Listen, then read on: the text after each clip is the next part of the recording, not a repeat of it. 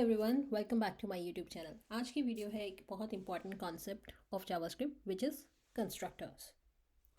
बहुत सारे डेवलपर्स को लगता है कि जो कंस्ट्रक्टर है वो इनहेरिटेंस के लिए यूज़ होता है।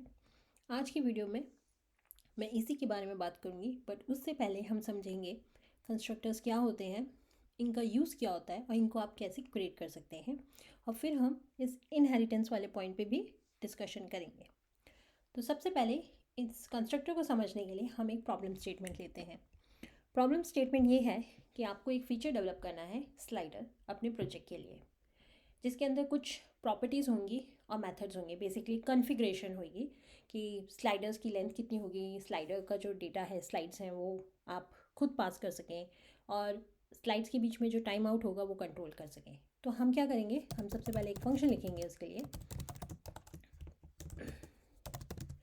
हम स्लाइड्स का डेटा लेंगे यहाँ पे इन एन एरे। हम स्लाइड्स की लेंथ डिफाइन करेंगे, suppose 10, fade out timer,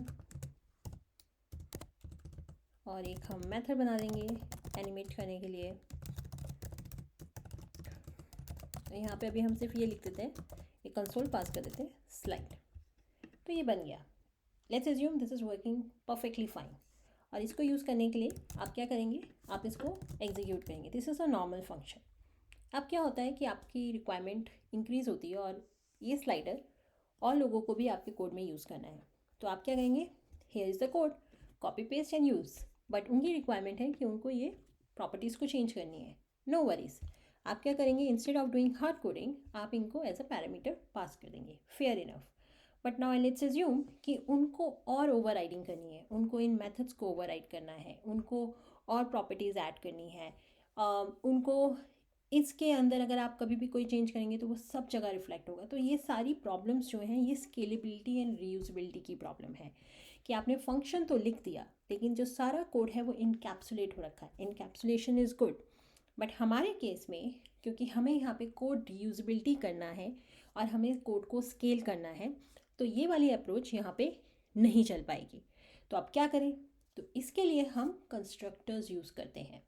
constructors क्या करते हैं, बहुत ही सिंपल लैंग्वेज में कंस्ट्रक्टर आपके ब्लूप्रिंट होते हैं। ब्लूप्रिंट का काम क्या होता है, वो आपको एक ब्लूप्रिंट दे देते हैं, एक मॉडल दे देते हैं कि this is how it is gonna look. अब जिसको इसको यूज़ करना है, इसको कॉपी करके यूज़ करते रहो। तो आपकी मास्टर कॉपी एक ही होगी, लेकिन आप क्या कर सकते हैं, उनसे क्रिएट कर सकते हैं। और यहाँ पे जावास्क्रिप्ट के वर्ल्ड में हम इस ब्लूप्रिंट को बोलते हैं कंस्ट्रक्टर, और जो हम कॉपीज क्रिएट कर रहे हैं उनको बोलते हैं इंस्टेंसेस। तो ये जो आपके वर्ड्स हैं, इसको आपको याद रखना होगा। Constructors, I am doing spelling mistake, so please avoid कीजिएगा। Instances, okay. तो इनको आपको याद रखना होगा। अब हम कैसे ही कंस्ट्रक्टर्स क्रिएट कर सकते हैं, सेम ही फंक्शन को अब हम कंस्ट्रक्टर में कन्वर्ट करेंगे। सबसे पहला रूल है कि अगर आपका फंक्शन है, अगर आपका कंस्ट्रक्टर है तो उसका नाम अपर केस से शुरू होगा। Very important, so that when the developer is reading your code, उनको समझ में आए कि अपर केस है, इट मीन्स ये कंस्ट्रक्टर है। Now the next thing is, आपको आइडेंटिफाई करना होगा कि आपकी पब्लिक और प्राइवेट प्रॉपर्टीज़ एंड मेथड्स क्या है। इस केस में हमारे ये सारे के सारे अभी पब्लिक है। पब्लिक मीन्स मैं चाहती हूँ कि इनको ओवरराइड कर सके, लोग रीयूज़ करना चाहते हैं। ये रीयूज़ कब होगा, जब अगर किसी एक डेवलपर को स्लाइड्स की एरे में अपना डेटा पास करना हो, स्लाइड लेंथ चेंज करनी हो, तो ये सारी जो प्रॉपर्टीज़ हैं ये पब्लिक है। आई वांट कि ये चेंज हो, तो उसके लिए हम क्या करेंगे, हम इनको यहाँ पे पास करेंगे पहले एज अ पैरामीटर। उसके बाद हम यहाँ पे चेंज करेंगे, हम लेट की जगह इसको दिस लिखेंगे। तो दिस क्या करेगा कि जो भी हमारी इंस्टेंस बन रही है ये उसको पॉइंट करेगा। सेम हम यहाँ मेथड के लिए भी करेंगे, ठीक है। तो अब क्या हुआ है, इस वाली लाइन को मैं हटा देती हूँ। ये आपका कंस्ट्रक्टर बन गया है, ये आपका कंस्ट्रक्टर है और ब्लूप्रिंट है। अब हमें इससे इंस्टेंसेस क्रिएट करनी है। अब हम इसको कैसे इंस्टेंस क्रिएट कर सकते हैं, तो हम लिखेंगे कॉन्स्ट, जो भी आपको इंस्टेंस का नेम देना है। मैं दूंगी होम पेज स्लाइडर, कि मुझे इसे स्लाइडर में यूज़ करना है, होम पेज पे यूज़ करना है। और यहाँ पे अब एक नया कीवर्ड यूज़ होगा, न्यू, और फिर कंस्ट्रक्टर का नेम, और जो भी मुझे यहाँ पे वैल्यूज़ देनी है वो यहाँ पे पास हो जाएगी। तो फॉर एग्जांपल यहाँ पे मुझे 9, फेड आउट टाइम मुझे 3 देना है, तो ये। अब समझते हैं यहाँ क्या हो रहा है। होम पेज स्लाइडर तो आपका बन गया है इंस्टेंस, लेकिन ये न्यू कीवर्ड क्या कर रहा है, और to be honest new keyword ही है जो सारा मैजिक कर रहा है। तो पहले समझते हैं कि न्यू कीवर्ड यहाँ पे क्या कर रहा है। यहाँ पे न्यू कीवर्ड का काम है सबसे पहले एक ब्लैंक ऑब्जेक्ट क्रिएट करनी। जब वो ब्लैंक ऑब्जेक्ट क्रिएट हो गई है, उसके बाद जो हमारा कंस्ट्रक्टर है, उस कंस्ट्रक्टर की सारी प्रॉपर्टीज़ एंड मेथड जो कि दिस है या रिटर्न है, उनको इसमें कॉपी कर देगा। तो ये क्या करेगा, कॉपी टू द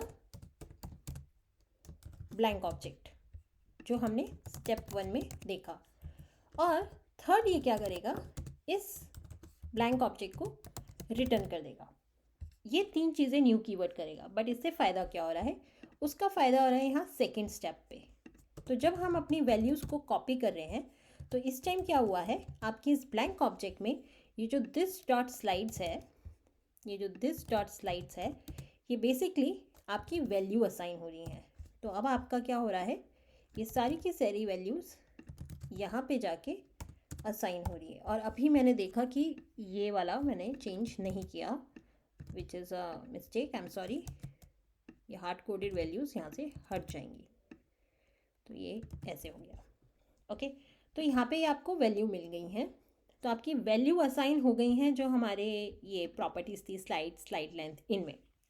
और सिमिलरली फेड आउट टाइम भी हो जाएगा। और ये सब कुछ रिटर्न होके होम पेज स्लाइडर में असाइन हो गया। तो अगर अब आप होम पेज स्लाइडर, बेसिकली अगर आप अपनी इंस्टेंस देखेंगे इस टाइम, तो इसके अंदर क्या होगा, इसके अंदर ये सेम वैल्यूज़ आ रही होंगी आपकी। तो ये कुछ ऐसे दिखेगा। और जो भी आपका लास्ट थर्ड वाला है, वो भी यहाँ पे जो भी आप इधर वैल्यू पास करना चाहते हैं वो यहाँ पे आ जाएगा। तो ऐसे दिखेगा। तो अगर आप देखें, कंस्ट्रक्टर की जर्नी इंस्टेंस तक न्यू कीवर्ड के थ्रू हो रही है। ब्लैंक ऑब्जेक्ट क्रिएट हो रहा है, कंस्ट्रक्टर की प्रॉपर्टीज़ और मेथड जो कि दिस है या रिटर्न है, वो सारी की सारी इस ऑब्जेक्ट में कॉपी हो रही हैं, और वो वैल्यू असाइन हो रही हैं, और फिर उसको रिटर्न कर रहे हैं। जब रिटर्न कर रहे हैं तो इंस्टेंस में क्या आ गया है, इंस्टेंस में ये सारी की सारी वैल्यूज़ आ गई हैं। तो ये होता है अंडर द हुड, और इस तरीके से इंस्टेंस क्रिएट होती हैं।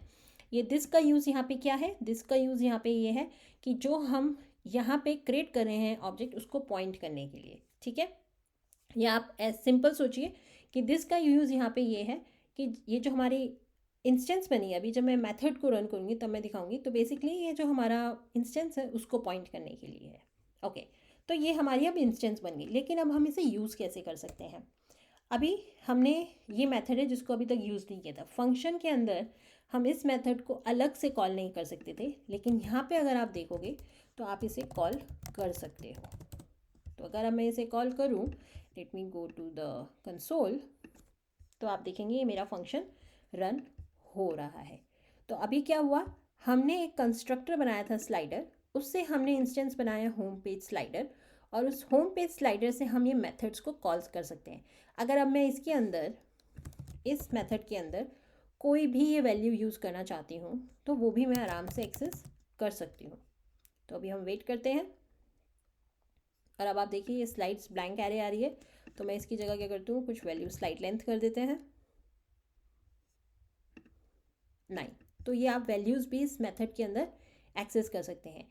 अगर आपको यहाँ पे भी कोई वैल्यू प्रोवाइड करनी है तो आप वो भी कर सकते हैं। तो फॉर एग्जांपल मैंने यहाँ पे करा कलर, और मैं यहाँ पे पास कर देती हूँ रेड, और यहाँ पे मैं इसी कलर को एक्सेस करती हूँ।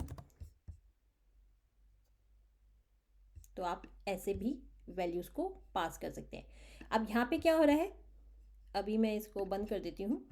अब मैं क्या कर सकती हूँ, यहाँ से मुझे जितनी इंस्टेंसेस क्रिएट करनी है मैं कर सकती हूँ। तो यहाँ मेरा होम पेज स्लाइडर था, इसकी जगह मैं कर देती हूँ कॉन्टेक्ट अस स्लाइडर, यहाँ पे मैं कर देती हूँ सर्विस स्लाइडर, और मुझे जो भी इनकी वैल्यूज़ चेंज करनी है मैं ईज़िली इनकी वैल्यूज़ को चेंज कर सकती हूँ। और सिमिलरली यहाँ पे भी मुझे जिस मेथड को ओवरराइट करना है मैं वो भी कर सकती हूँ। तो यहाँ पे मैं रेड की जगह ब्लू भी कर सकती हूँ। तो मेरे पास अब कंट्रोल है मेथड्स का और वेरिएबल्स का भी। मैं मेथड्स को भी कंट्रोल कर सकती हूँ, मैं वेरिएबल्स को भी कंट्रोल कर सकती हूँ। ये तो हो गया आपके पब्लिक। अगर अब आपको प्राइवेट बनाने हैं तो आप प्राइवेट भी इसमें कर सकते हो। तो अगर मुझको यहाँ पे करना है इज़ फोकसेबल, मैंने एक प्राइवेट वेरिएबल बनाया है जो इस कंस्ट्रक्टर के अंदर ही है, और इसको अब मैं अगर इसका जो स्कोप है ऑब्वियसली इसी कंस्ट्रक्टर के अंदर है, तो अगर आप इसको जाके चेक करेंगे कंसोल में तो आप एक्सेस कर सकते हैं। तो ये हो गया आपका कंस्ट्रक्टर। अब एक इम्पॉर्टेंट चीज़ यहाँ पे बात करते हैं जो मैंने स्टार्टिंग में बात की थी, इनहेरिटेंस की। अगर अब मैं इन मेथड्स को कर देती हूँ कमेंट आउट, और अब हम चेक करते हैं कि हमारे इंस्टेंस में हो क्या रहा है। अभी तो मैंने आपको न्यू कीवर्ड्स एक्सप्लेन किया, पर इंस्टेंस क्या कर रहा है। तो हम इसको कंसोल करते हैं। अगर आप देखोगे तो इंस्टेंस के अंदर पूरे का पूरा हमारा कंस्ट्रक्टर है, और ये हमारे जितने भी मेथड्स उस पर पब्लिक मेथड्स हैं वो सारे के सारे यहाँ पे अवेलेबल हैं। अगर आप देखो, अगर आप इसके प्रोटोटाइप में जाओगे तो उसके कंस्ट्रक्टर में स्लाइडर है, लेकिन यहाँ पे जो मोस्ट इम्पॉर्टेंट चीज़ है ध्यान रखने की वो ये कि आपके जितने भी पब्लिक प्रॉपर्टीज़ एंड मेथड्स हैं वो आपके होम पेज इन स्लाइडर में बेसिकली इंस्टेंस में डायरेक्टली कॉपी हो रहे हैं। तो आप जितनी बार इसके इंस्टेंसेस को क्रिएट करोगे, बेसिकली अब मैं अगर कॉन्टेक्ट अस पे जाऊँ, सर्विस स्लाइडर पे जाऊँ, तो सेम चीज़ आपको वहाँ दिखेगी। तो आप इसके जितनी बार इंस्टेंस क्रिएट करोगे इस कंस्ट्रक्टर के, इसके सारे पब्लिक मेथड और प्रॉपर्टीज़ बार बार इंस्टेंस पे जाके कॉपी होते रहेंगे, and it is not memory efficient. ये इसकी सबसे बड़ी प्रॉब्लम है कि ये मेमोरी एफिशिएंट नहीं है, और इसलिए ये इसलिए ये इनहेरिटेंस में नहीं काउंट होता।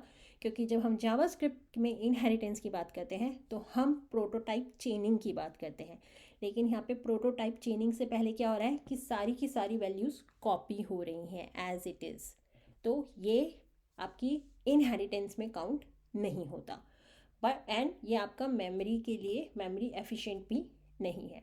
बट ओवरऑल ये बहुत अच्छा एक कॉन्सेप्ट है समझने के लिए कि कोड रीयूजेबिलिटी कैसे करनी है, अपने कोड को आप स्केल कैसे कर सकते हो, स्पेशली जब आपके पास मेथड्स होते हैं, आप ज़्यादा कंट्रोल देना चाहते हो, आप एक ब्लूप्रिंट क्रिएट करना चाहते हो और आप चाहते हो कि anyone can use it and change it as per their need.